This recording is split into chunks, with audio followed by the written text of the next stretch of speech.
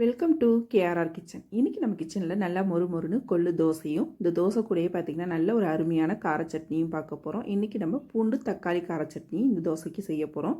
Taste ரொம்பவே அருமையாக இருக்குங்க. இந்த தோசைக்கும் அந்த சட்னிக்கும் சேர்த்து சாப்பிட்றப்ப ரொம்ப அருமையாக இருக்கும். தோசையும் பாருங்கள் நல்லா கிறிஸ்பியாக மொறுமொறுப்பாக வரத்துக்கு எந்த அளவுகளோட ஊற வைக்கணும் அரைக்கணுங்கிறது டீட்டெயிலாக வீடியோ கொடுத்துருக்கேன். ஃபுல்லாக பார்த்து தெரிஞ்சுக்குங்க. எப்படி செய்கிறது நம்ம வீடியோக்குள்ளே போய் பார்ப்போம். அதுக்கு முன்னாடி நம்ம சேனலில் இப்போ தான் ஃபஸ்ட் டைம் பார்க்குறீங்கன்னா சப்ஸ்கிரைப் பண்ணி வச்சுக்கோங்க. கூடவே பெல் சிம்பிள் ப்ரெஸ் பண்ணி ஆளுங்கிற ஆப்ஷனையும் ப்ரெஸ் பண்ணி வச்சுக்கோங்க. அப்போ தான் நான் போடுற வீடியோஸ் எல்லாம் உங்களுக்கு தொடர்ந்து நோட்டிஃபிகேஷனில் ஒன்றுக்கு ஒன்றே கிடச்சிக்கிட்டு இருக்கும். இப்போ வாங்க இந்த கொள்ளு தோசையும் கார சட்னி ரெசிபியும் எப்படி செய்கிறதுன்னு பார்த்துடலாம். இப்போ கொள்ளு தோசை செய்கிறதுக்கு நம்ம அரிசியும் கொள்ளும் சேர்த்து ஊற வச்சுக்குவோம். அதுக்கு பார்த்திங்கன்னா 1 டம்ளர் அளவுக்கு பச்சரிசி எடுத்திருக்கேன். நீங்கள் எந்த பச்சரிசி வேணாலும் எடுத்துக்கலாம். நான் மாவு பச்சரிசி எடுத்திருக்கேன். அதே டம்ளரால் ஒரு 1/2 டம்ளர் அளவுக்கு கொள்ளு எடுத்துக்கோங்க. ஒரு 1/4 டம்ளர் அளவுக்கு உளுத்தம்பருப்பு சேர்த்துருக்கேன். இது கூடவே பார்த்திங்கன்னா 1 டீஸ்பூன் அளவுக்கு வெந்தயம் சேர்த்து நல்லா ஒரு 2-3 தடவை கழுவி எடுத்துகிட்டு வந்துடுங்க. கொள்ளை ஊற வைக்கிறதுக்கு முன்னாடி பார்த்துக்குங்க அதில் கல் இருக்கா என்னன்னு. ஏன்னா சமயத்தில் கல் இருக்கும் அதில் நிறைய பார்த்துட்டு அதுக்கப்புறம் ஊற வச்சுக்குங்க. இப்போ நல்லா கழுவிட்டு நல்லா ஒரு 8 மணி நேரம் ஊற வச்சு எடுத்துக்குவோம். நம்ம எல்லாம் அளந்தது ஒரே டம்ளரால் அளந்து எடுத்துக்குங்க. அதே டம்ளரால் பார்த்திங்கன்னா ஒரு 1/4 கப் அளவுக்கு அவல் எடுத்து வச்சுருக்கேன். இது நம்ம மாவு அரைக்க போகிறதுக்கு ஒரு 10 நிமிஷத்துக்கு முன்னாடி ஊற வச்சோம்னா போதும். இப்போ இது நல்லா ஒரு 8 மணி நேரத்துக்கு ஊறட்டும். அதுக்கப்புறம் அரைச்சிக்குவோம். இப்போ பாருங்கள் அவல் நல்லா ஊறி வந்திருக்கு. ஒரு 10 நிமிஷமாக ஊற வச்சு எடுத்து வச்சுருக்கேன். அதே போல் பார்த்திங்கன்னா அரிசி கொள்ளு எல்லாமே நல்லா ஊறி வந்திருக்கு பாருங்கள். கொள்ளு ஊறுறதுக்கு கொஞ்சம் டைம் எடுக்கும்.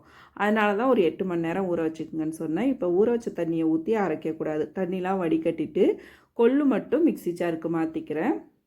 இது கூடவே நம்ம ஊற வச்ச அவளையும் சேர்த்துக்குவோம்.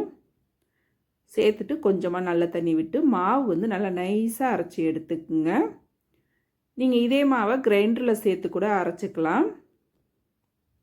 இப்போ மாவை அரைச்சிட்டு வந்துட்டேன். இது ஒரு பாத்திரத்துக்கு மாற்றிக்கிறேன். 2 பேட்சாக அரைச்சி எடுத்துக்கிட்டேன்.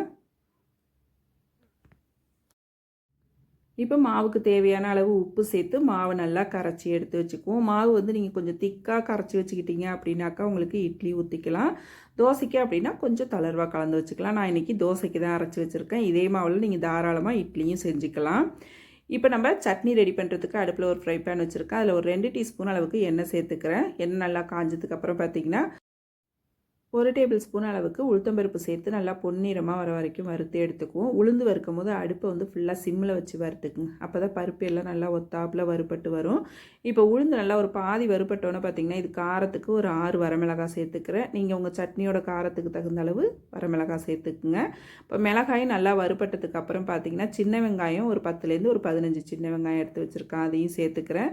இது கூடவே நல்லா ஒரு 20லேருந்து 25 பூண்டு பல் எடுத்துக்குங்க. பூண்டு பல் இந்த சட்னிக்கு கொஞ்சம் அதிகமாக சேர்த்து செய்யும் போது டேஸ்ட் நல்லாயிருக்கும்.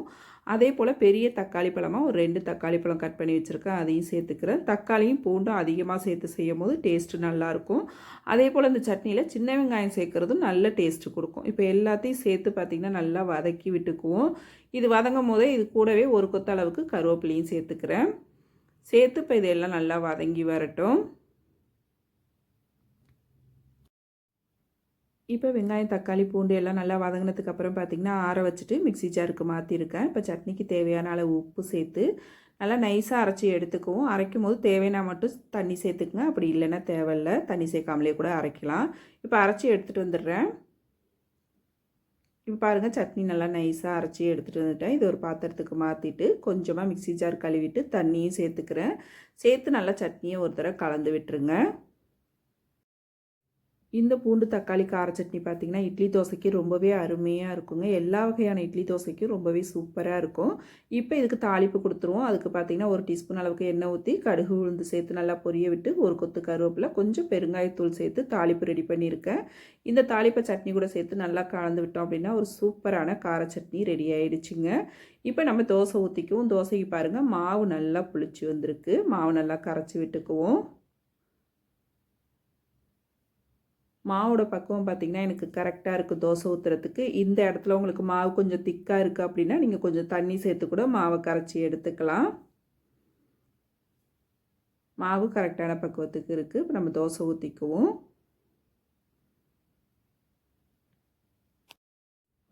இப்போ தோசை ஊற்றுறதுக்கு அடுப்பில் கல் காய போட்டிருக்கேன். கொஞ்சமாக எண்ணெய் ஊற்றி நல்லா ஸ்ப்ரெட் பண்ணி தடவிட்டு வச்சுருக்கேன். இப்போ இதில் நம்ம 1½ கரண்டி அளவுக்கு நம்ம கரைச்சி வச்சுருக்க மாவை இதில் சேர்த்து நல்லா ரோஸ்ட்டு போல் மெல்லிஸாக ஊற்றிக்குவோம். இந்த தோசை வந்து பார்த்திங்கன்னா நல்லா மெல்லிஸாக ஊற்றுனா மொறுமொறுப்பாகவும், அதே சமயம் நீங்கள் கொஞ்சம் கனமாக ஊற்றுனீங்கன்னா நல்ல ஒரு சாஃப்டான ஊத்தப்பம் போலையும் கிடைக்குங்க. எப்படி வேணுமோ உங்கள் விருப்பத்துக்கு தகுந்த மாதிரி நீங்கள் செஞ்சுக்கலாம். இதே போல் ரோஸ்ட்டு போட்டு சாப்பிட்லாம், ஊத்தப்பம் போட்டு அது மேலே வந்து கொஞ்சம் வெஜிடபிள் வெங்காயம் இதெல்லாம் சேர்த்து ஊத்தப்பம் மாதிரியும் செஞ்சுக்கலாம். டேஸ்ட்டு ரொம்பவே அருமையாக இருக்கும்.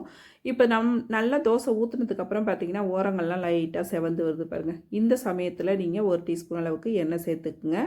இந்த இடத்துல எண்ணெய்க்கு பதிலாக நெய் சேர்த்து கூட செய்யலாம். அதுவுமே டேஸ்ட்டு ரொம்ப அருமையாக இருக்கும்.